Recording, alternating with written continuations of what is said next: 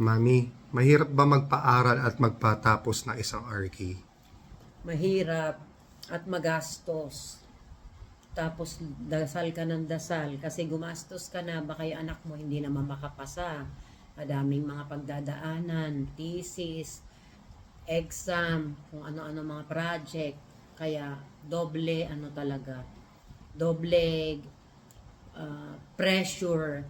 Gumastos ka na, kailangan mo pang ipagdasal na sana galingan ng anak mo, ganun. Napuyat din ba ikaw? Napuyat kasi yung anak, pag hindi tinapos, kami nagtatapos ng mga bahay-bahay na dinidikit-dikit na kung ano-anong mga hindi na kami nakatulog. Parang kami rin nagsasabit ng project, mga magulang. Kumpara sa iba mong pinaaral, kasi meron kang fashion design, meron kang multimedia arts, meron kang HRM, RK ba pinakamahirap? Pinakamahirap at pinakamagastos, nakaka-pressure kasi 5 taon din.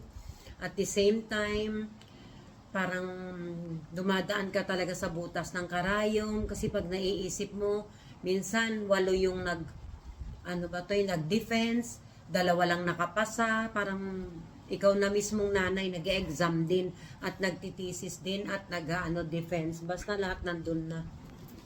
Ayun. Short answer, mahirap magpaaral at magpatapos ng RK. So sa lahat ng magulang dyan na nagpapaaral ng RK at nakapagpatapos, Patience talaga. congrats sa inyo. Good job.